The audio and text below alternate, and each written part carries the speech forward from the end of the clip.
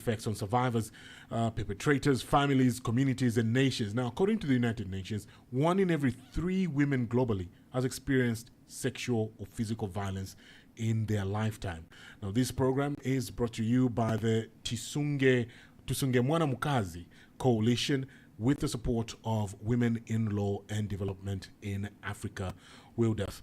Ladies, thank you very much for joining us this morning on the hot seat. First things first, I'd like us to start from here. Just briefly tell us about the Tusunge Mwana Mukazi Coalition. What is this all about and how did it start? Okay, thank you, Pizzy.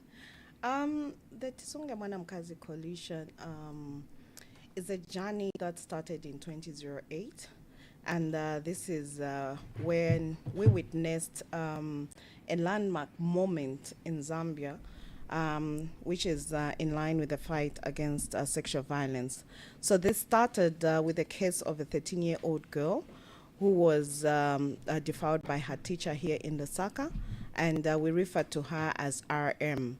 And during that case, our colleagues from Nairobi, that is Equality Now, brought us together and also got a lawyer for the girl to actually represent her in the case. I always love to mention the name of a lawyer, that is Kelvin Bralia. And so when you look at KBF, because most of the people, attach him to certain cases that of criminals, trying to defend criminals and stuff like that. But he took up this case of a 13-year-old girl who was defiled by a teacher. The teacher had run away, and we couldn't locate him. The police couldn't locate him, but the case was filed with the police. And what happened after is that we decided let's go by way of civil proceedings. And so during that case, the young girl was awarded damages. And the Ministry of Education, the Attorney General, I can say the state was found wanting for negligence, because once you deposit a child or you take your child to school, the child is in the hands of the school. So they owe the child a duty of care. And the fact that the child was defiled during school hours and in the school premises, because the teacher used to live in the school premises. So that's why that case was actually brought against the Ministry of Education and the state. So after that landmark case, we came together as a civil society organization and formed what we called the Tusunge Ana Ato Akaze. That was the initial coalition that was formed in 2008. So this went on until somewhere in 2010, but due to funding, things went quiet.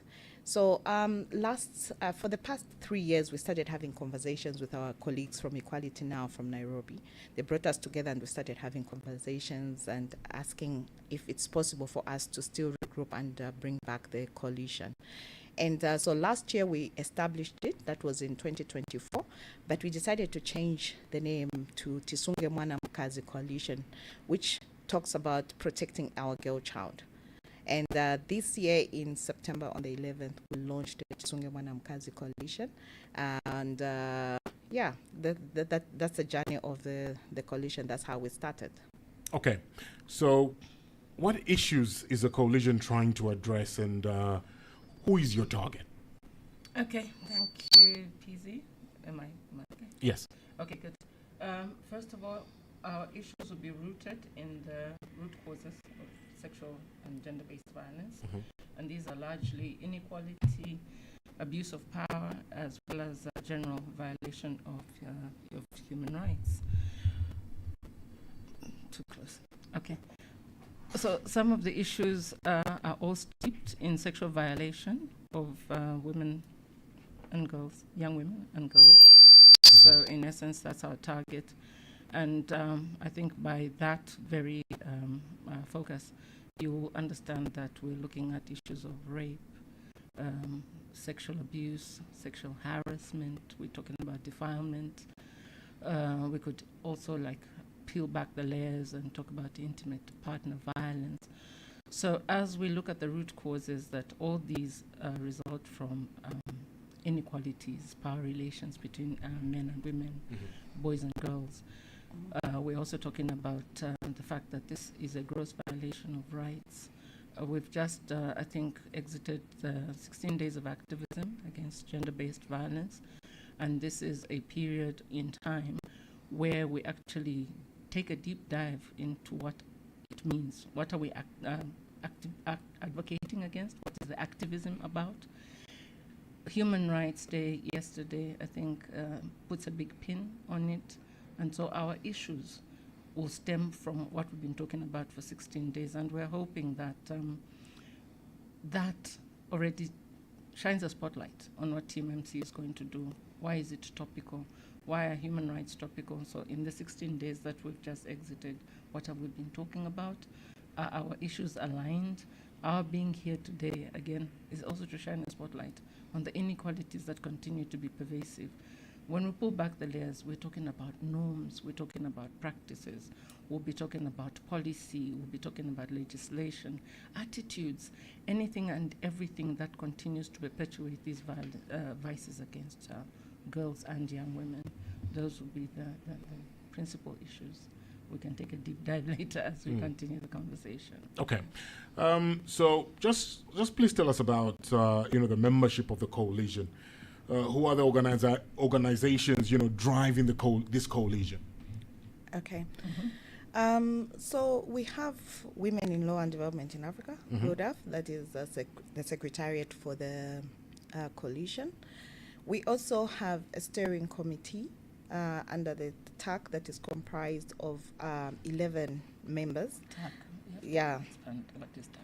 Okay, so the Tisunge Mwanamkazi Coalition, which we call the TMMC. Yeah. Yes. So we have Generation Alive.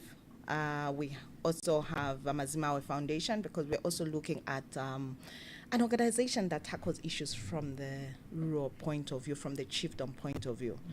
We also have Families and Nations. We believe that we need, when you look at issues of sexual violence, we believe that each and every child, every girl comes from a family, and it's important to also tackle or address the issue from the family point of view. We also have Young Women in Action, so we are talking about young women here, we're talking about girls, and we need organizations that are representing the young people to be part of the coalition. So we have the Young Women in Action. We also have Advocacy for Child Justice. We have FAWEZA, we have Comfort. We believe, I think if you've seen the bulletin, I probably will talk about the statistics later. When you look at the educational bulletin, it also shows that there are a lot of teenage pregnancies in schools. So we need organizations that deal with young girls in schools like FAWEZA and Comfort.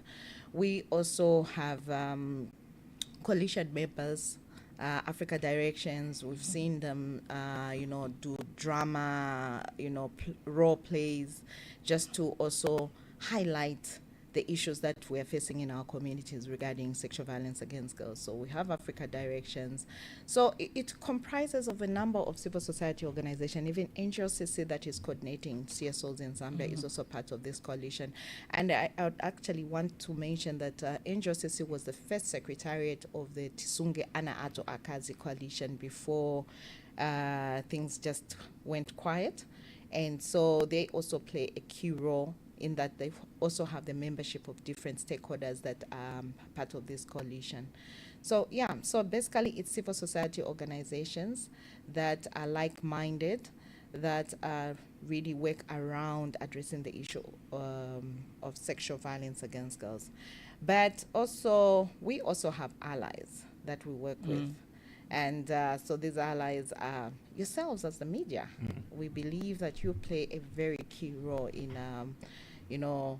sensitizing the communities through radio, and that way we really need you around. So we also have the media, we also have just different allies that we work with, faith-based organizations, community-based organizations, religious leaders, traditional leaders. And so I think for us, our base with regards to allies, it's actually very rich. And we are still really working on our membership. So we haven't yet completed. We just launched on the 11th of September, and we still have a lot of work to do. All right, so there's still Please, more. just Okay. to come in, yes. I wanted to say that from what Namuchana has shared, you can see that this coalition is very diverse, and in that diversity is where our strength lies. We have a comparative advantage by this membership that, first of all, we have a collective voice and legitimacy. Each organization has a strength that it brings to the table, and we will amplify our power and credibility through the various constituencies that the members bring to the table. We also have a multi-sectoral reach. She's talked about education. NGOCC has a total membership of 118 organizations, grassroots, so you can imagine the reach at that level. And we'll have health, we have justice actors, we have education, law enforcement, again, bringing diversity and strength in that diversity. And because we're neutral, we have a special convening power. We're not aligned to any particular school of thought. Other than that, we're dealing with SGBV. We think that that is very important. In terms of knowledge, each member of the coalition brings a certain specific knowledge that will help us galvanize around this. We have heard from Namuchana that it starts off as Chisunge and now I think this is where it's it galvanizes based on the successes of that particular coalition, and the reinvigoration that this coalition will bring is based on the past experience, but also that each organization is mature and recognized.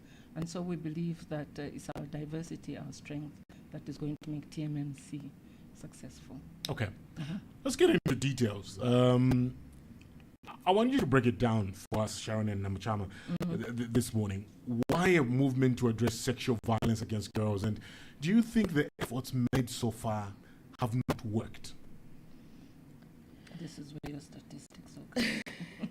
Yeah, I think for me, there have been several efforts, many efforts actually, from way back to address sexual violence against girls. And the question we've been asking ourselves is, why do we still have an increase in the number of cases of sexual violence against girls? I think 4 or 5 years ago as WILDAF, we did what we call a speedometer, SGBV meter, where we tried to look at the number of cases of gender-based violence. And we realized that spousal abuse is the highest on the list. And then the second one is actually defilement, sexual violence against children, and more against girls. And then now when you look at sexual violence against women, the adults, you find that it was, I think, about number 5 or 6 on the list. So now this shows you that we have a problem with sexual violence against children.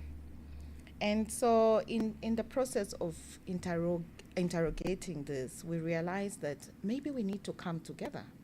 We are working in silos, we're working as different organizations, but maybe when we come together and work as a consortium, we'll be able to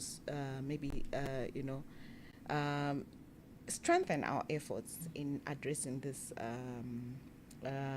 issue, and that's the reason we came together as a coalition. Now, when you look at just the statistics this year, for the past 3 quarters, that's the first and up to the third quarter, you find that we recorded a total of 2,031 cases of sexual violence against girls. So when we're talking about sexual violence against girls here, we're talking about, according to the definition in the Penal Code, we're looking at defilement, which is sexual violence against a girl who is below the age of 16. So we had 2,031 cases. Out of these 2,031 cases, this is the total number of defilement cases against children, not just girls. But out of these 2,031 cases, we had 2,012 cases as cases of defilement against girls, and only 19 as cases against the males. So now you can see the big difference, So we started interrogating this, and after we saw this, we realized that we needed to come together We've got different experts. We work on different issues, but together, if we come as one, we believe that we can actually try and reduce these numbers. And our aim is to see zero record of sexual violence against girls, where we want to see people, respect human rights, respect one another. When I look at you as Pizzy, I need to look at you as a human being, not an instrument that I can use for my own benefit. I need to think about protecting you and not harming you.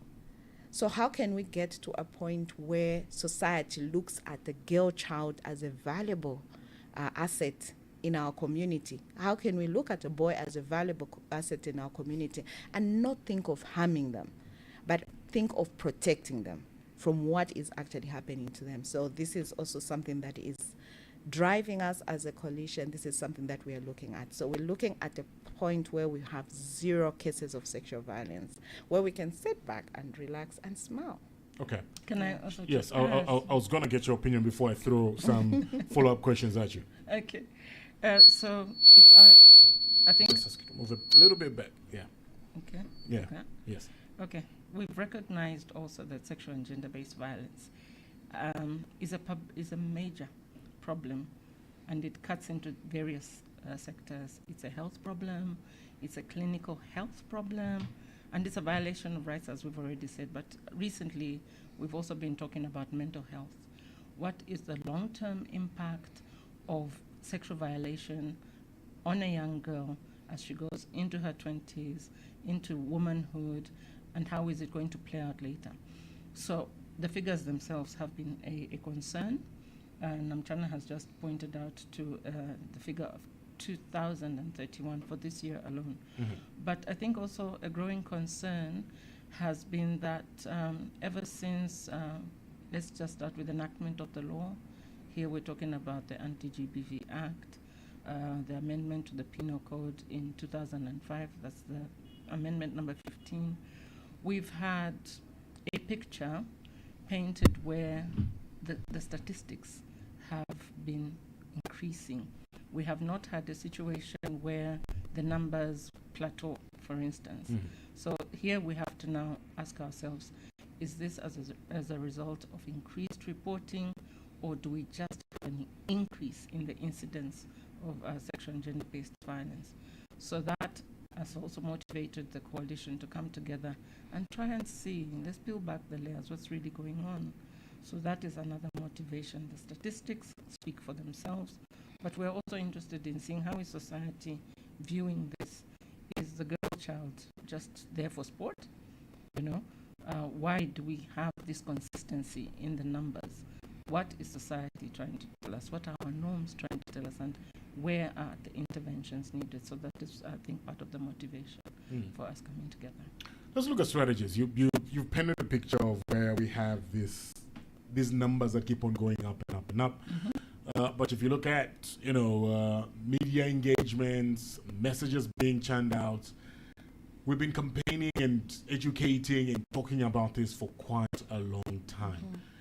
Do you think the efforts made so far have not worked?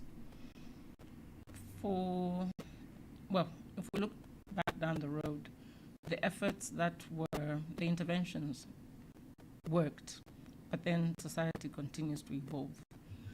Perpetrators have become creative. They now, let's just say that they recognize that if I kill the victim, then there's no witness. So there's also that knowledge. Where do they get this knowledge from? Perhaps they know someone who's sitting in prison, So as the scourge evolves, we also have to evolve with our interventions. Our role as civil society, I think, is to support state actors, for instance. We would probably cover more ground because of, like I said, our convening power. We're neutral. Perhaps we have resources or access to resources to help these interventions. So we're not necessarily saying it hasn't worked, but hey, the figures speak for themselves. Clearly something has gone wrong or continues to go wrong. And ours, I think, is a flexibility to take a deep dive into what exactly is going on and to build on those strategies. What has worked? Conduct an analysis, as it were. What has worked? What has not worked? What new thinking can we bring to the table? And so in crafting for ourselves a response, we recognize that our interventions will be based on the evidence. So evidence-based advocacy is another strength, because we've seen where we're coming from. We're looking down the road, we're looking behind us and thinking, okay, we have made progress. We have enacted legislation, we have policies, we have more knowledge in the communities, but there's still something missing. So that is what this coalition, the TMMC, is going to try and address. And by so doing, we've crafted for ourselves certain strategies. There are some age-old strategies that continue to work, because how else did we put the information out there? It's through campaigns, awareness raising, sensitization. The increased reporting, it had to have come out as a success from something that worked. How are girls and women able to walk into a police station or into a one-stop center and report? Why? It's because the information was put in the community that, listen, if this happens to you, go to the one-stop center, go to VSU, go to wherever. These interventions are there. And so it has worked, yes, but it has also evolved. The scourge has evolved. We now have technology-facilitated GBV. The perpetrators are getting crafty. And now with the widespread use of social media, we have to also respond. How are we going to deal with sexual and gender-based violence that's happening online? For instance, online spaces are no longer safe spaces. During our 16 days of activism, that has been a major theme, how to deal with digital threats. So it has worked, yes, but the problem has also evolved, and we need to evolve along with it. You talked about strategies and just, working on strategies, evidence-based strategies that you've come up with in the coalition. Just break them down for us now so that we get to find out what new strategies are going to be put on the table. Okay, we'll be working with prevention campaigns. We've moved from talking about just protection, which will more likely than not come after the fact. But how about we focus on prevention? How do we put the information out there that enables a young girl, a young woman, to know how to protect themselves in order to prevent? We're also going to look at capacity building for ourselves, first of all, as a coalition. What resources do we need to jump into this fight and do it better, for instance? So it will be capacity building so that we can also, I think, pay it forward, so that as we go into our communities, we have the capacity to pass on the information, to pass on the skills that we're talking about. Remember, if we empower the young girl, if we empower the young woman, that's already a strategy. She won't keep herself in the environment where this threat continues to happen. Another a strategy for us will be to join hands with, as we said, state actors. We have a certain flexibility. State actors also have their own, I think, strength. But if we join hands, I think then we become a greater force. So in a nutshell, it will be the campaigns, the prevention campaigns. Okay, it will be the prevention campaigns, and here we're talking about gender progressive practices that we can put in the communities. I don't know, Chana, would you want to expand on that? Yes, please. So another strategy that we're going to utilize also as a coalition is the policy and policy analysis and advocacy. We believe that the policy aspect and the legal frameworks need to be strengthened as well as we go on in life. One of the things that, if you notice, is that defilement was not was bondable. Actually, the perpetrator would actually go on bond, and there would be bail and stuff like that. But then we realized that some of the cases were actually not being concluded because the perpetrators would actually start interfering with the witnesses. And so now we also have a proposed amendment to the Criminal Procedure Code to actually make defilement not bailable and also not vulnerable. So for us, we believe that under policy analysis and advocacy, we can also see a number of things change, because there are things that are actually emerging. Like she says, we have things that are changing from the way they were way back, and the way they are now. And so another thing that we're looking at is empowerment. We have young people who are not in school at community level. They are still young, but they are not in school. So how do we talk about financial autonomy as well, where young people are concerned? So if she's not in school, does she just sit at home and wait until she's 18 and then maybe she gets married? So we're also looking at how do we empower these young people, either financially, but also with information. Those are in school, who are in schools. How do we ensure that also there's that empowerment? They're empowered with the skills that can actually protect them from being sexually abused. But also those at community level, how do we ensure that there's also financial autonomy? And so we're also looking at the aspect of empowerment for these young people. So that's also one of the strategies. So youth empowerment or girl empowerment as a strategy to ensure that we address sexual violence. One of the things that you also need to be aware of, I think, where policies are concerned, is that we've just started, but we've also already come up with a scorecard where we're looking at what has been put in place in order to protect a girl child. So when you're talking about what have our efforts been enough, yes, we've done so much, but I think we still have a lot to do because of these emerging issues. But we also need to sit down and unwind. We need to look back and just ask our questions. Are our laws or our policies sufficient to address sexual violence? Are there gaps? And what should we do then to address these gaps? So we are already looking at how best we can also engage with government, engage with different stakeholders, how we can get together on a table and just speak about these issues that are affecting, and just question ourselves. If there's an issue on the table, let's table it and talk about it, because we really need to put this child at the center of it all. And can I just come in? I think this is a timely point to mention that the Anti-Gender-Based Violence Act has come up for review. In terms of what has worked, that is something that worked. The enactment of the Anti-GBV Act back then, as a response to civil society calls for the need to have a piece of legislation to protect women and girls against GBV as it was then. And so now we are at a crossroads where, as Chana has said, we're taking a pause where we want to see what has worked. Is it the legislation? With all the legislative interventions that we have in place, the Anti-GBV Act, supported by the Criminal Procedure Code and the Penal Code. We also have the cyber security legislation to deal with online threats. So for us, really, I think a strategy would be to engage with the legislation, because we think that the legislation should be the first response.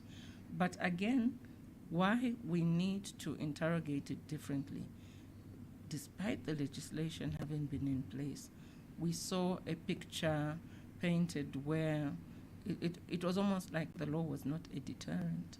So one of the strategies would be to take a deep dive. What is the legislation able to do? Is it perhaps an attitude by the perpetrator where you say, I know how to circumvent the legislation? I think we already pointed to this, that the statistics are telling us one thing, but we have a legal framework. So what in our strategy is going to respond to the picture that we're currently facing? Numbers are increasing, the laws are in place. Are the laws weak? We're now calling for making deferment non-bailable, non-bondable. I mean, that's a story for another day. We could always come back and talk about that. But we believe that we'll have to be multifaceted in our strategies. They have to be better than anything we've ever done before. I just thought I should point that out. Yeah. All right, I just wanted to add that another strategy, a very important strategy that we are actually using, or that we've put in place, is also partnerships and coordination. We can't do this alone. We actually need everybody on board. And so this is one of the things that we're looking at. how we can come together and also just try and address these issues that around sexual violence. So one of the things when you look at aspects of partnerships that will actually benefit us would be, we need money. Yes. We need funds. The Anti-Gender-Based Violence Act has made a provision that there should be a fund for specifically for gender-based violence. We have different interventions by government, but we don't have a specific fund, that has been established around gender-based violence. There have been programs, quite all right, but we don't have a specific fund that we can actually now start looking into and start using to address certain things. Not that things are not being addressed, they are, but we still need resources. For me to move to Mansa, where there's a sexual and gender-based violence case, I need resources. And we need partnerships where we have different resources, that's human resource, but also financial resource. So that is also one of the things that we are looking at, even as a coalition. That's one of the strategies that we put in, that we need strong partnerships and coordination, because if we're going to talk about the zero statistic, we need resources, we need partnerships, we need everybody to be on board. That was going to be my follow-up question. I want to throw something at you because when you talk about sexual violence, there's a trend here that we've seen with cases that are being reported, even with spousal abuse or spousal rape. The people that perpetrate this tend to be the breadwinners in the family, and they're protected by the families. You speak of strategies to, capacity build these victims, empower them financially. What actual programs have you lined up that you say, when this case is reported, the victim has a peace of mind to say, listen, there's this coalition that is going to take care of me in this way, and we don't have to worry about our finances at home or telling the truth about what happened in a situation just to protect the economy of the home. Okay. Before Sharon comes in, one of the things that we're doing right now, and we have a meeting tomorrow with different key actors, we want to look at the high numbers of cases of sexual violence against girls and ask ourselves, what are we missing? We've been doing quite a lot for many years, but we still have this high number of cases being recorded. Is there something that we are missing? So we have different stakeholders that will come on board so that we can just highlight the different issues, because that will also inform the different strategies that we can also have as a follow-up to quite a number of things that we've planned. Now, one of the things that we have also noted is that, like you said, one of the emerging issues, there are a lot of cases of incest. We have fathers, we have uncles, we have stepfathers actually also just abusing the girl children in the home. If you had to go to the magistrate courts and attend some of these GBV courts, you realize that 3/4 of the cases that we have for defilement are actually incest cases. And so that is an emerging issue. So now we need to start asking ourselves, why are fathers defiling their own children? What has changed? What are we missing here? Okay. And then sometimes you think that maybe the perpetrators are people who are not educated. No. We've seen accountants, we've seen different, people who are educated who are actually defiling. So it has nothing to do with education. So those are the things that we need to probe. Where is the problem? What is the issue? And what are we missing that we need to start addressing now? Yep. Okay. So based on what Chana has said and the question you asked, earlier I mentioned that this is about addressing the root causes. Power relations easily comes to mind. Here we are talking about a young girl or a young woman who is economically dependent on this provider. So this provider could be a father, stepfather, uncle, and so they wield a certain power. And I don't know if I mentioned it earlier, that we now have to go to where can we have the attention of these girls and young women. The school setting becomes the easiest, where you can have them sitting together And if they are hearing the same message together, they are more likely than not to lean on each other. But then we still have to discuss the economic aspects of this. And so Chana has already talked about the fund that is established under the Anti-GBV Act. But I think we now need to be a bit more creative in what that really means. That fund has been sitting in the legislation, as established by the legislation, but it has never really worked. So again, is there something that we're missing? What form or shape should this fund take in order for us to achieve our economic empowerment strategy under TMMC? And so when you tie that into the conversation around power relations, how do we emancipate the girl? How do we emancipate the young woman from the clutches of this person, this perpetrator on whom they're dependent and who actually enhances their vulnerabilities? So we will have to, I think, push for an SGBV economic empowerment fund, and this will hopefully address the economic vulnerabilities that we're talking about. Incest, the defilement, the harassment, they all have a power relation dynamic in them, but there's also an economic dynamic in there. If you emancipate the girl from any dependency, the chances of us getting these numbers down to where we need them to are high. So we're interested in trying to address this intervention. Yes, we tried the legislative intervention route. That has worked. Policy interventions, that has worked. So perhaps it's time for us to throw our energies behind this economic empowerment fund and see maybe that is the missing link. Okay. You speak of partners that the coalition intends to work with in order to address sexual violence against girls. Let's look at who these partners you intend to work with. I know Chana did mention the government being a major stakeholder in this fight. So let's look in detail and what part these partners will play to get actual results and reduce the statistics that you shared earlier on. We'll start with the media, the partnership with yourselves. Whoever is listening out there is definitely benefiting from this platform. So the media is going to be a critical partner for us reaching places we wouldn't be able to go to physically. So I think let's tick that one off the list.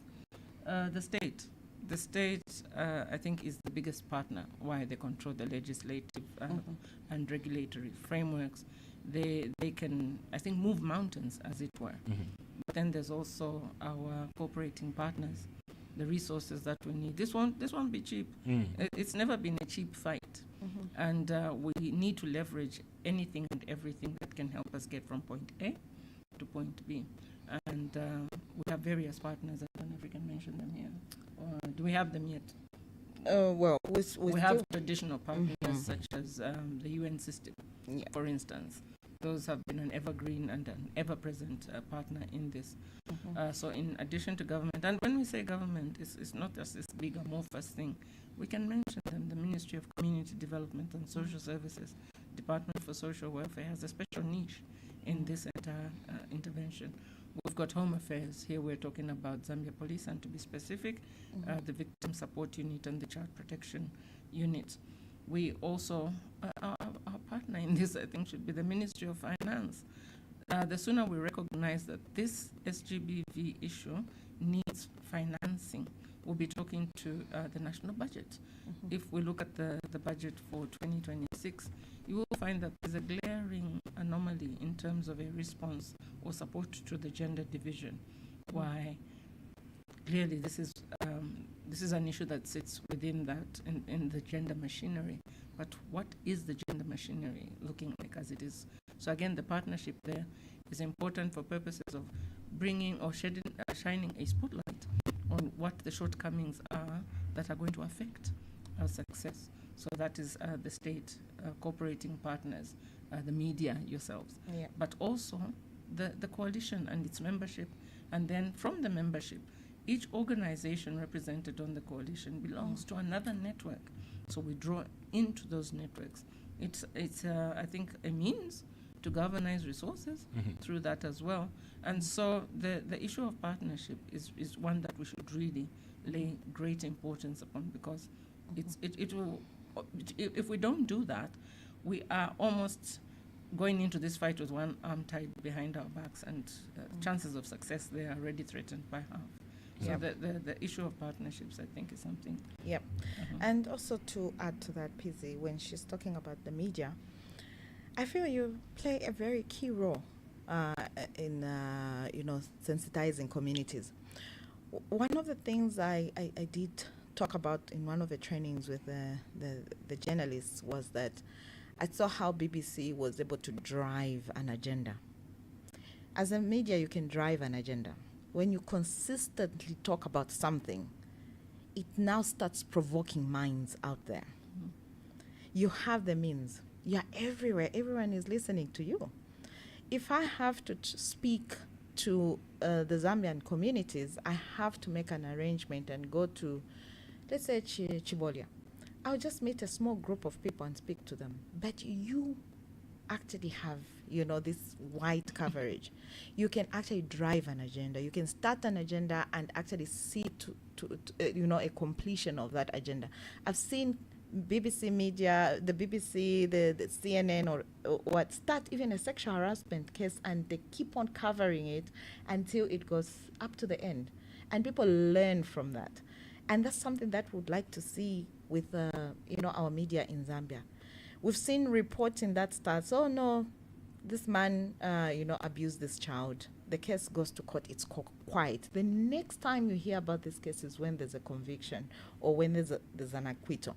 What has happened from the time it was reported up to the time of acquittal or conviction? No one knows. So what lessons do we derive, do we learn from such cases? You see? So you have a key role actually in ensuring that you can drive this agenda to just sensitize the masses out there. So I think for me that is something that I thought I could bring on. What's this? Before Sharon comes in, the community is actually a great partner that we are actually targeting in here. Communities and families. Sexual violence is about mindsets. If I can think of something and then let it grow, then I'll make it manifest, isn't it, at some point? And that's what happens with sex. Sexual violence is something that gets into the mind of a perpetrator, and they decide to manifest it by abusing a child. And so I believe that families also are a very important stakeholder here, the communities themselves, because we need to change mindsets. We need communities to start looking at a child as a child and treat a child as a child and not as an adult. And those are the things that we need now to start probing. How do we ensure that communities actually come on board? How do we ensure that communities actually even report sexual violence because before it even comes to us, before it even comes to the police, somebody should be aware of this and should be able to report to the police. So how do we ensure that we have these whistleblowers? How do we ensure that whistleblowers are actually protected? Because by law, it does provide on the protection of the whistleblowers. So how do we ensure that the communities take responsibility of this issue and ensure that they also drive their agenda? So that's a partnership that we want to see, that it should start from grassroots level and it should come up. For me, I believe that once it starts at community level, then we're talking about prevention. Because when we're addressing gender-based violence or sexual gender-based violence, we need to start thinking of not the response, but the prevention. Let the response come in, yes, because it's already happening, but how do we ensure that we prevent sexual violence? And I believe the community is a key stakeholder where prevention of sexual violence is concerned, and that these are the ones that we're also targeting and ensure that we reach them at all levels. So we also have different structures. Many of us work with paralegals at community level. We have what we call the legal rights defenders that we've trained who don't qualify to be called paralegals, and these also work at community level. We also have, let's talk about maybe the traditional setups. We also have village one-stop centers where we also have paralegals that we've trained together with the traditional leaders.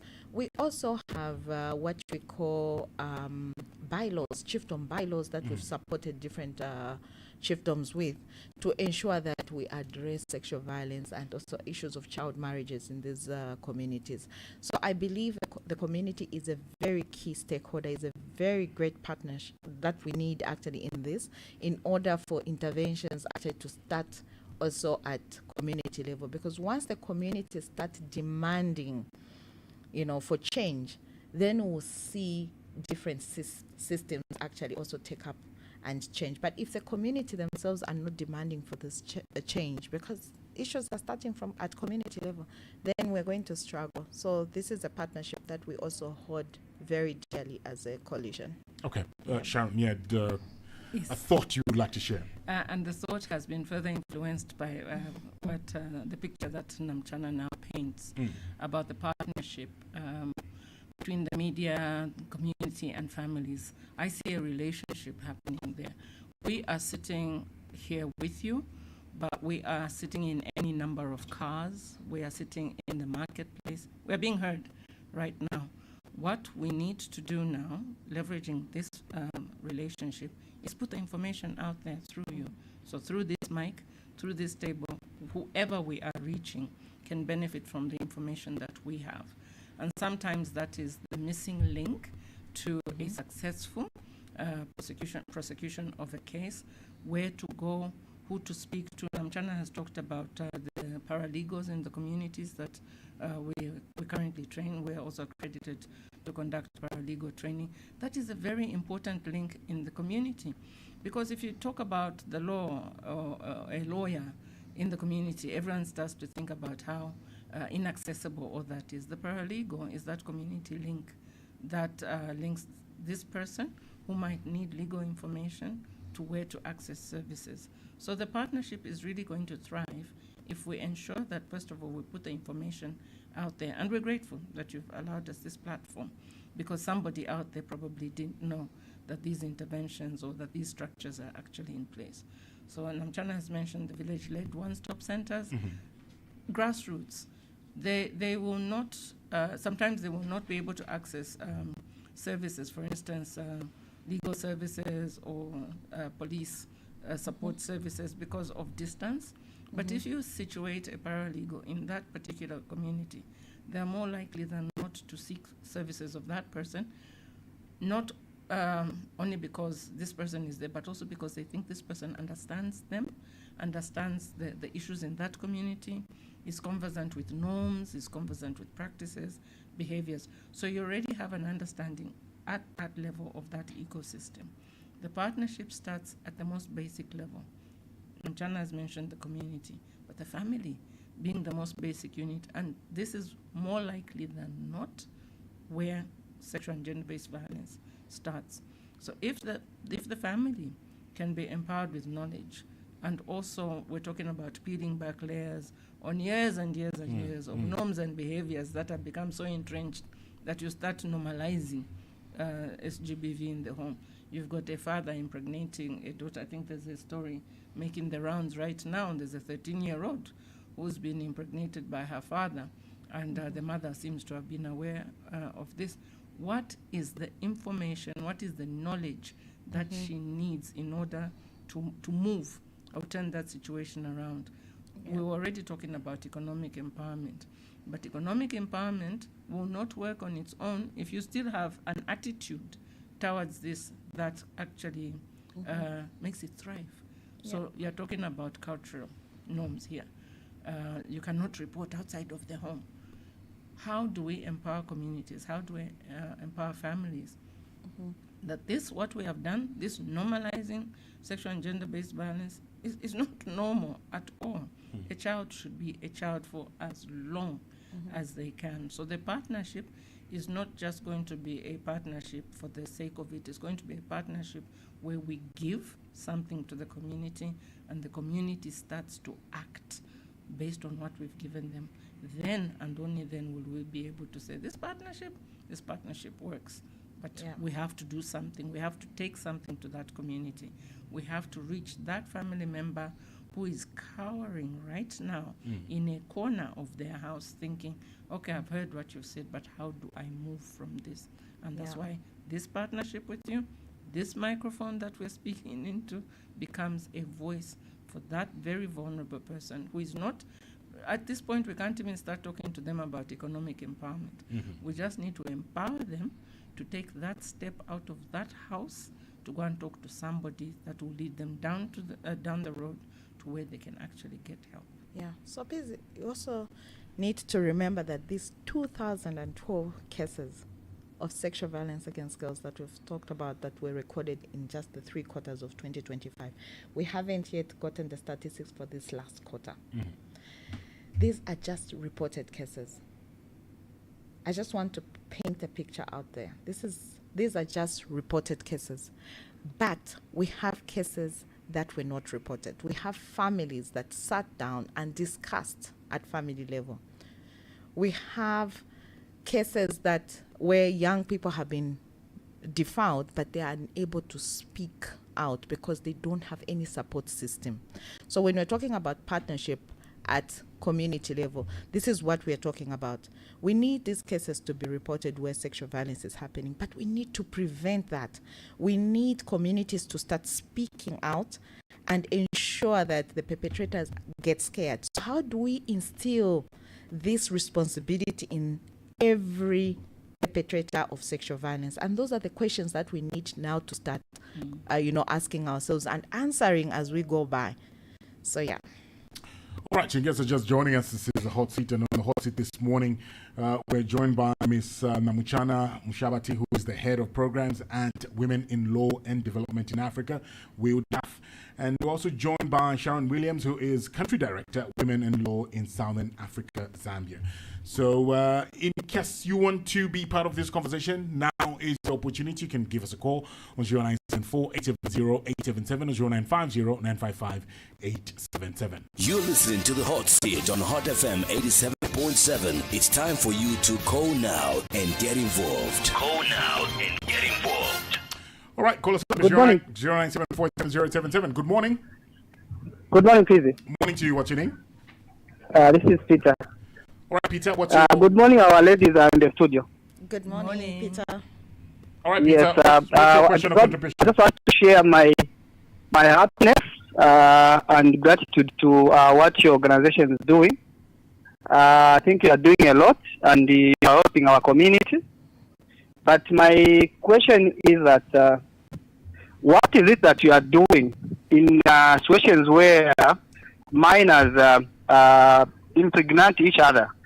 Because we are only talking about male child, female child, a girl child. So what are you doing in a situation where minors impregnate each other? What help are you rendering to those minors? Thank you very much. All right, Peter, thank you. It's 0974-870-877 or 0950-955-877. You're listening to the Hot Seat this morning. If you have a question or contribution, now is your chance to add your voice to the conversation that we were just having. Call us up. It's 0974-870-877 or 0950-955-877. Give us a call now. Hello, good morning. Good morning, Busy. Morning to you. What's your name? Madam Pamela, good morning. Good morning. It's Sharon and Namuchana. Sharon. This is Dr. Proud. For example, I've heard you have explained this very well. You are true NGO who want to see the life of people to be improved. But to continue to be as an NGO, don't involve yourself to come to start talking politics, which means you are going to cut some of your friends. We got against people who are supporting opposition at OSS Forum. But of NGO, but he has missed his chance. For example, me, I'm in the garden compound. We got so many women who are drinking beer, sunko. Some of them busy batula pa mukomba pa kiyo. Wenango batula pa mpuno. All those are issues where you should continue advocating So then they can be with a real woman, including some men, but tattoo. But you can't be employed in Zambia, including in civil servant. There will be time you need a job. Don't blame God. Let us support you. Whatever way today we got only one government, which is the president. How can they issue them? Thank you very much, madam. Thank you. Dr. Powell, thank you for your call. It's 0974-870-877. It's 0950-955-877. Those two lines will get you through to the hot seat this morning. If you have a question or contribution to our panelists this morning, feel free to call us now. We'll be able to take in your call and take your contribution. Good morning. Yes, good morning, sir. How are you? Good, how are you doing? What's your name? Yeah, I'm Jacob from Mateo. Please just switch off your radio. Switch off your radio so that we're able to hear you clearly. Sorry. What's your name? My name is Jacob Simunga. Jacob, please go ahead with your contribution. Yes, my contribution was that I was just asking whether I just came into this conversation. I don't understand what is happening, but my concern is just that. Hello. Jacob, we can hear you. Please ask your question. Oh, okay. You're struggling there with that line or so. Call us up. It's 0974-870-877 or 0950-955-877. We'd like to hear from you this morning. Hello, good morning.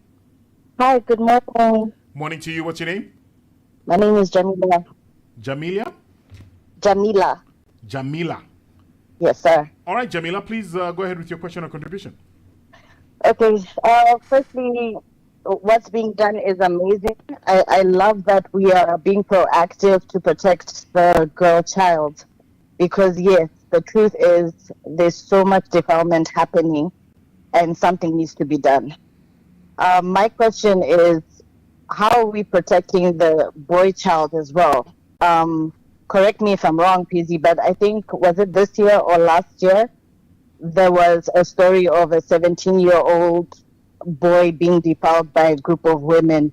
And from the chat, a lot of people were saying that he should be happy that it happened to him. But that can affect his mental state as well. You know, and then also, I'm not sure if it was last year, there was a voice note that was trending of a woman crying over her 6-year-old son who was sodomized by the older kids in the neighborhood.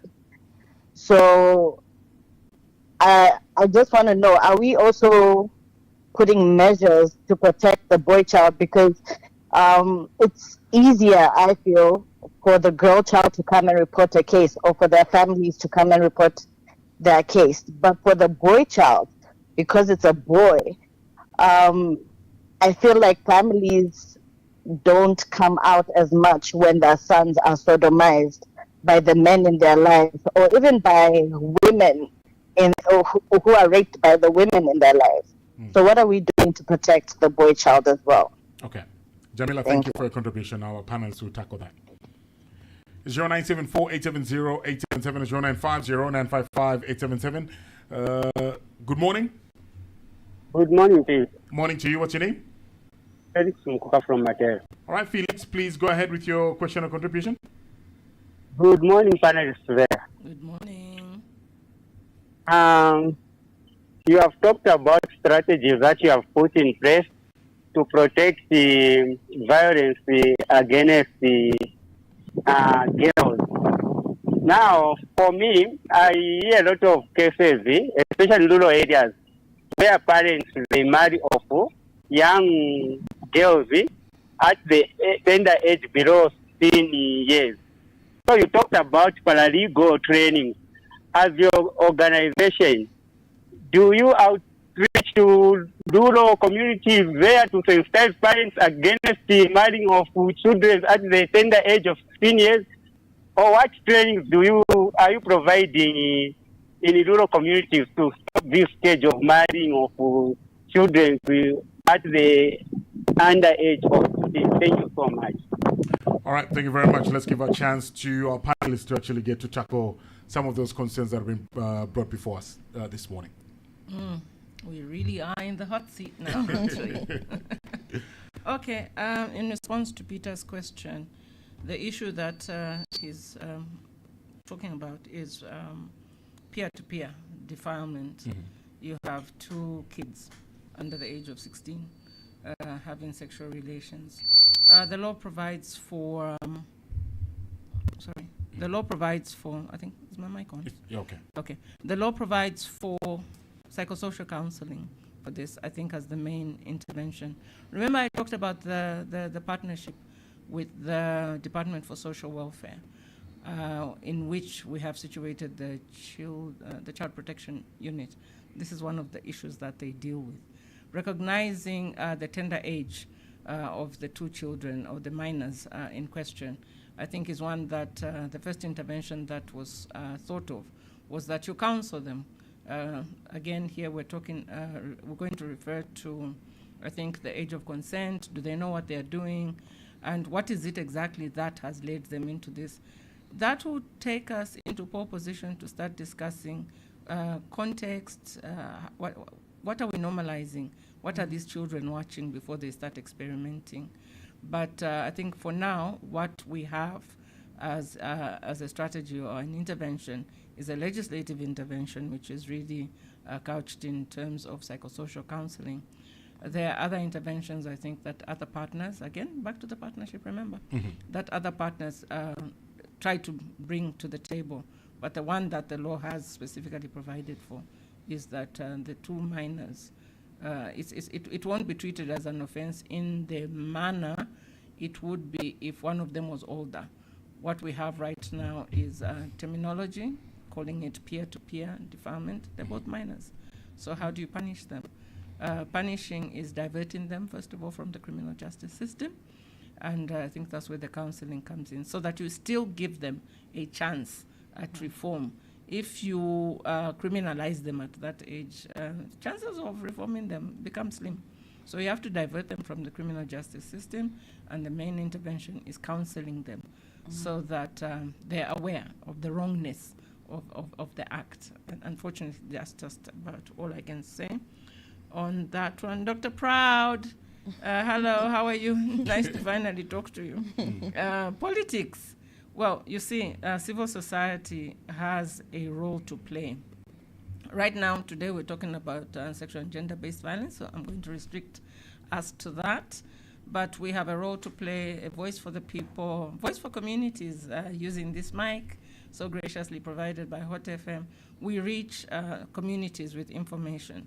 So our participating in politics, I think I'm going to stay off that one for now, but we simply use it as a voice to put the information out there. And yes, thank you for the vices that you've so ably put before us, the piercings. I'll get slaughtered for even calling them vices.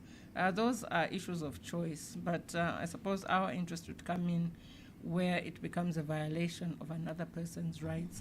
Your rights end where mine begins. So if I choose to go and have a tattoo, it's going to keep me out of the job market. I better create a job for myself where my tattoo won't be an issue.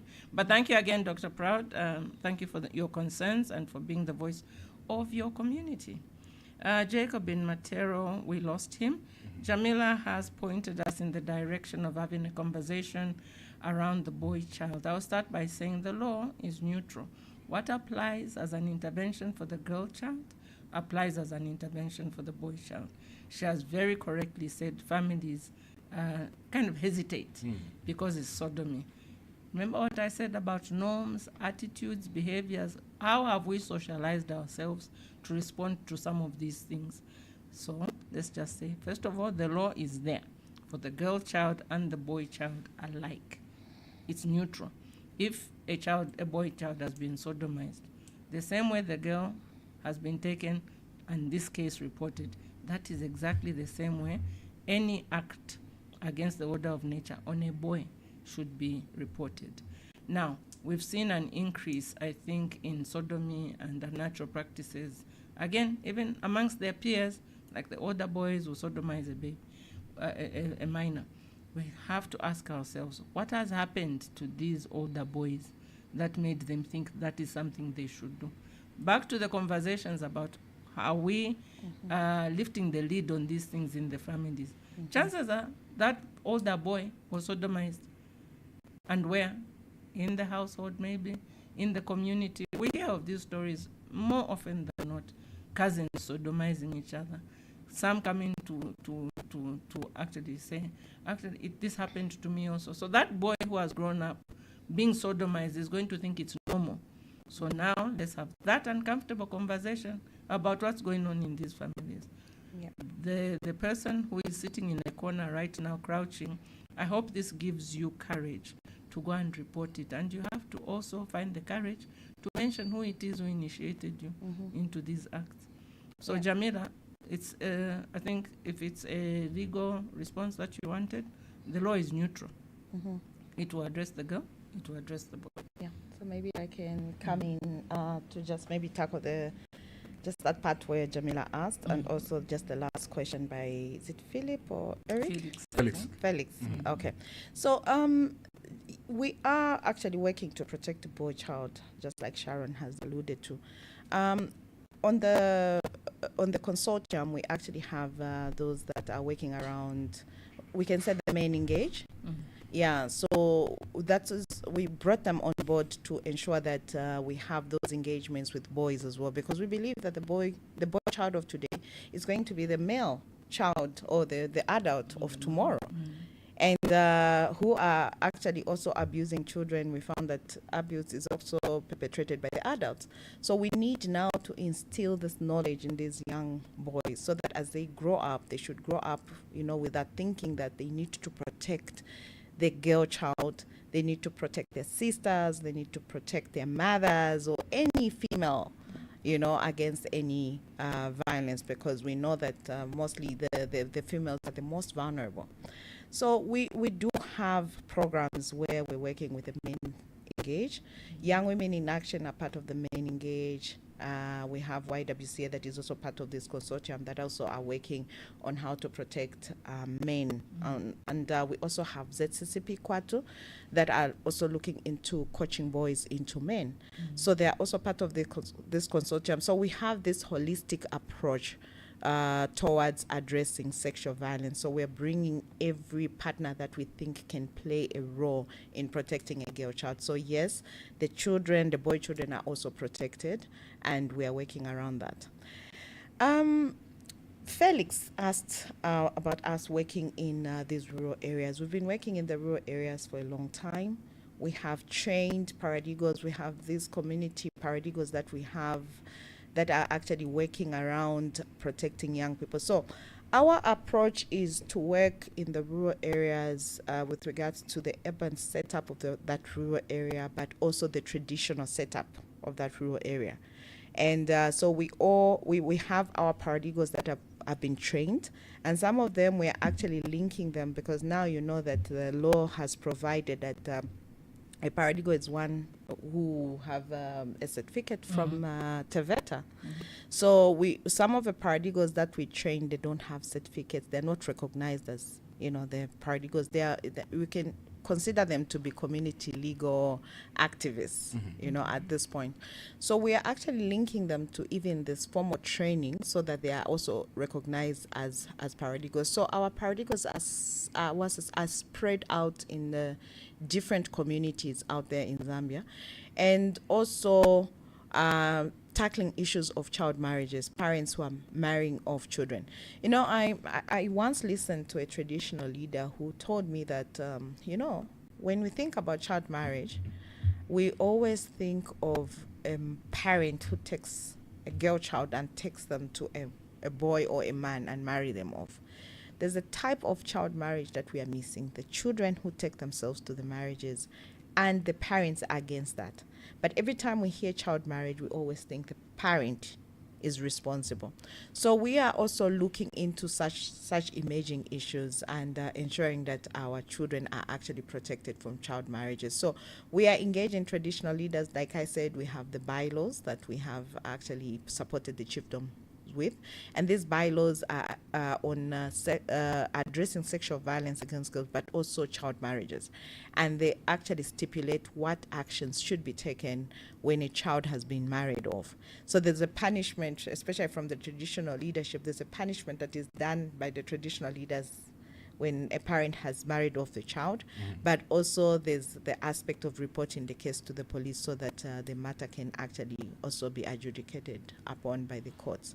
So yeah, so we are working at chiefdom level, we are working at in the rural centers just to ensure that we protect the children from sexual violence, but also from child marriages. Okay, On Sharon. the issue of child marriage, I think here we would like to draw the attention of the listeners to recent legislative interventions.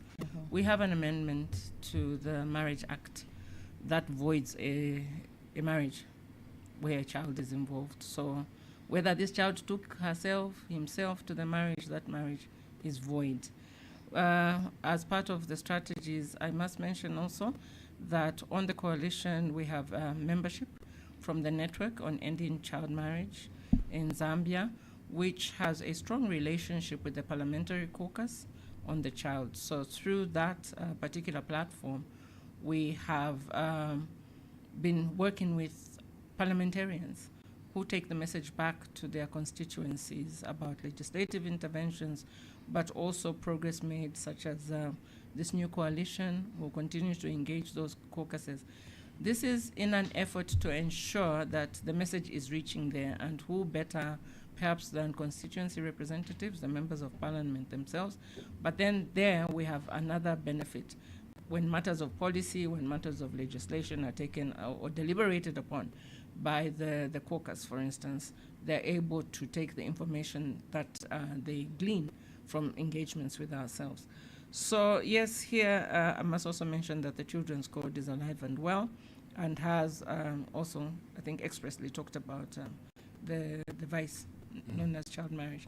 But that, in conjunction with that, with what Namuchana has just shared, is just one of the many things that the TMMC will be able to tackle as part of its strategies, targeting girls in school. We're trying to keep as many girls in school as possible, because that's the only way that economic empowerment that we're talking about, if they stay in school longer, they have more knowledge. But we understand that this is not the same picture across Zambia.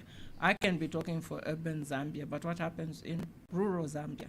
Because they've been socialized to think or to be marriage facing when they attain a certain age, starting from puberty, now it's 13, 14. So they're already discussing that. The teachings, we've been, I think, slowly advocating for a change to the syllabus for the Alangizi. Don't teach this age group what you should be teaching a person above 20, for instance. So as part of our strategies, again, it will be now putting these issues on the table and having those hard conversations about them. These are steeped in our norms. That's what we found. So it's correct. How about we start interrogating them? In this landscape where we are assailing SGBV because it's a health problem, it's a clinical problem, it's a mental problem, let's put some of these issues on the table. How is marrying a child a good thing? Because we know about the health implications of early childbearing. And let's also just be honest, what does a child know about marriage? If people of a certain age struggle with it, what more this very naive person? So as part of the strategy, I think it's having those hard conversations so that we start changing our behavior and our attitudes towards this child marriage thing, that it is not a good thing for anybody. Yeah, just thought I should throw that on the table as well. All right, let's pick up two more calls. It's 0974-870-877. It's 0950-955-877. If you have a question or contribution, feel free to call us up now. We'd like to hear from you. Our panelists are ready to tackle your questions regarding what was being discussed on the show this morning. Hello, good morning. Good morning, moderator. Morning to you. What's your name? Governor Chanda, we just arrived at Intercity Terminals. How are you? Mr. Chanda, good morning to you. Please go ahead with your question or contribution. Yes.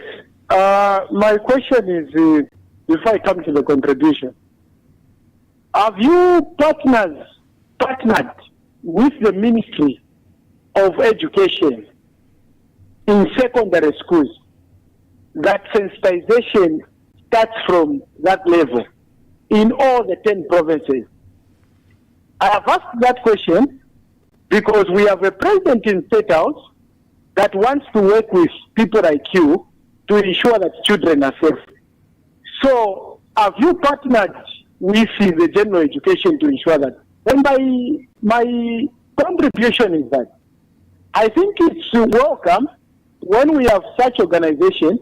It is vital for me to work hand in hand with the government of the day, especially the man we have in State House, Dr. Akainde Ichirema. He's very interested to see to it like a girl child finishes school, a girl child prospers. So that is what I have to say. Thank you. All right, thank you very much, Mr. Chanda. It's 0974 870 877 or 0950 955 877. Those lines get you through to the hot seat this morning. We'd like to hear from you. If you have a question or contribution for panelists, now is the time to call. We would like to hear from you so that they tackle your contributions or your questions. It's 0974 870 877 or 0950 955 877 0967 877 447. Good morning. Good Morning to you. What's your name? Mr. Morgan, please hold your phone properly or just get it off speaker if it's on loudspeaker. Okay, is it clear now? All right, you sound much better. Please go ahead. Yes. My question is, I just wanted to find out on what are the interventions they are putting. They talked about the issue of families reporting when someone in the family has deposed someone. Now, the intervention, let's say it's a breadwinner. That breadwinner goes to prison. That family remains now. What is the law now? Do they still support that family? Or now, that's where now the question mark comes in. The family will say, we report. Then the NGO says, report. Oh, we'll support you. But do they really support these families when the breadwinner is locked forever? Or for 25, 30 years, do they support these families? That one will help. Thank you very much. All right, thank you, Morgan. I think those are the two that we can accommodate for now. I'll throw it to you, Sharon and Namuchana, to just tackle those two. Okay, I think tackle the first one, and Sharon can. I saw her smiling when Morgan was asking his question. Yes. Yeah. So I think thank you, Governor Chanda, and welcome to Lusaka. Before the launch of the coalition or the establishment of the coalition, we did conduct some research with regards to sexual violence of girls in and out of schools. And so we did take a deep dive in this and realize that we have a lot of teenage pregnancies that are being recorded in schools. And when you look at these teenage pregnancies in schools, most of them happen amongst the, to those that are in primary schools. We have less for the grade 8s and 9s, and even less for the grade 10s to 12. But most of the teenage pregnancies that we are recording in secondary in schools are those for the primary schools. So we're talking about grade 7s and below. So we can talk about maybe grade 5 and grade 7. So that is actually a concern. And so what we are doing in this coalition is actually addressing sexual violence against girls in and out of schools. And so we've partnered with the Ministry of Education. We're working with the Ministry of Education. We've been working with them for a long time. We're working with actually even the UN houses that actually, like UNESCO, that deal with education. And just to see how best, just to see how best we can protect our girl children that are in schools. It's actually, if you look at the statistical bulletins for the Ministry of Education for 2023 and 2024, you actually be alarmed by looking when you see the number of teenage pregnancies that have been recorded. One of the things that we are actually trying to work on is just see how the Ministry of Education can also refer some of these cases, especially for teenage pregnancies for girls below the age of 16.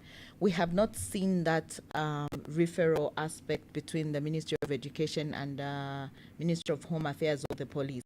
Most of these cases are just recorded as teenage pregnancies and just dealt with as teenage pregnancies, and it ends there. But the link between recognizing that a teenage pregnancy of a girl below the age of 16 is as a result of a defilement and reporting it to the police is something that we haven't really seen. So through our partnership, that is something that we're going to be tackling. So yes, we have partnered with the Ministry of Education just to see that our children in the schools are actually protected as well. Okay. And Sharon? further to that, policies, we can help Ministry of Education actually implement its policies. We have the re-entry policy.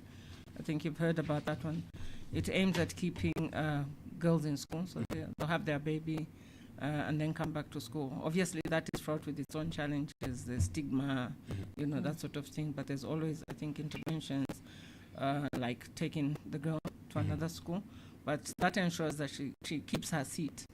If it happens during an exam year, she is actually allowed to write exams. So we've got those interventions, but and the Education Act, we have the part on the rights of learners. We have, I think that's the Office of the Guidance and Counseling. Yep. Those are some of the things we'd like to strengthen, because the Office of the Guidance and Counseling is manned by a teacher, but through, I think, continued interventions and advocacy, like I said, evidence-based advocacy. The office is there, but is it yielding the results we'd like? So in terms of analyzing how that has worked, we would like to take our recommendations further and saying, from the anecdotal evidence that we have, can Ministry of Education consider putting a qualified counselor in that particular office, so that you don't have a teacher doubling as a teacher and as a counselor, obviously. Yes, we understand that that might require recruitment, but we have a teacher recruitment drive, and I think that is already a positive aspect. In terms of the breadwinner issue, the breadwinner is the perpetrator. Let's talk to the breadwinner. The breadwinner knows that he's going to sit in prison for whatever X number of years.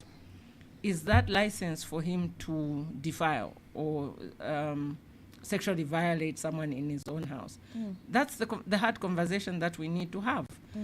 The breadwinner aspect does not entitle this breadwinner to do what they do. So for too long, we've been focusing on, what will happen when the breadwinner goes to prison? How about we start having the conversation of empowering the potential victim in the house to not start feeling sorry for the breadwinner and empower themselves. So that is, remember we had the conversation about economic empowerment. This economic empowerment won't happen without knowledge empowerment. You should be able to say to the perpetrator that, listen, this would land you in prison.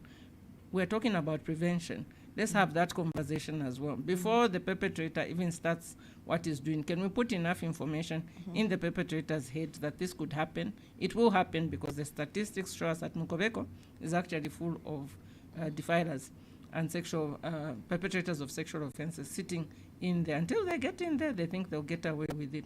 So how about we have a conversation about behaviors? How about we have a conversation about our attitudes? Why are we so worried about what will happen to the family when the perpetrator goes to prison for 100 years? Maybe he should go for 100 years, and then this remnant family will be better able to start focusing on their own empowerment. There is no room at the table of conversation to start talking about what will happen to the family. They might be better off without that perpetrator under their roof, So mindset. Again, takes us to mindset. What is so special about this breadwinner? Because he's a breadwinner, he must be getting away with what he's doing. So the hard conversation there, I think we can have it on another day. This is a special problem. Okay. Pizzi, I just Under a wanted minute. to, yes, Under a minute. I just wanted to highlight that once a child has been sexually abused, the state moves in, because it becomes a case of the state. So we have social welfare services that actually move in to now look at the environment where the child lives, what happens, because this is the perpetrator was a breadwinner. So now they need to look into the welfare of the child and ensure that the child still has food, still goes to school, and the child still continues her normal life. So for me, the worry shouldn't be about the perpetrator going to prison. The worry should be about protecting this child and ensuring that the right things are done. We have the state that moves in. It's their responsibility to ensure that once there's sexual violence, those that are affected are well taken care of once the perpetrator has been gotten rid of. I would use the word gotten rid of because, I mean, this is what happens. Get rid of them. Yes, we need to get rid of them.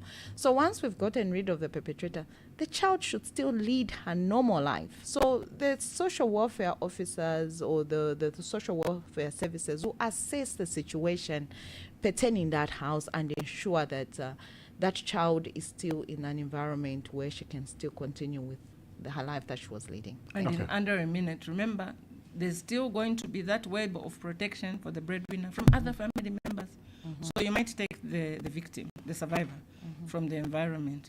There's going to be some other person in the family now looking at this survivor and saying it's because of you that so-and-so has gone to prison. So again, subject for another hard conversation, but this is really the picture on the ground. Yeah. Social welfare will move in, but there'll be somebody else trying to derail even the protections that are offered to this child. All right, ladies, I would like to thank you very much for coming through to the hot seat this morning. Thank you for having us, Busy. Having us. All right, there you have it. That's our show for this week. We're back with another exciting edition of the hot seat next week, Tuesday, with my colleague Chisha Muwambe. On the show this morning, we had Miss Namuchana Mushabati, who is the head of programs at Women in Law and Development in Africa, WILDAF, and we had Sharon Williams, who is the country director, Women in Law in Southern Africa. This has been the hot seat. It's goodbye for now. Coming up next is the Urban Vibe. Good morning. That was the hot seat. Don't forget to join next week at the same time, exclusive to Hot 87.7. Yango Delivery is the perfect solution for all your delivery needs. Use the app to order a delivery by motorbike, by car, or even a cargo truck for the bigger parcels. Send your parcels via Yango and enjoy fast delivery, affordable prices, and real-time tracking. Download the Yango app and try delivery now. Yango is an informational service. Delivery and other services are provided by third parties independently. Hey you, scrolling through life looking for that glow? Shadol Beauty Store has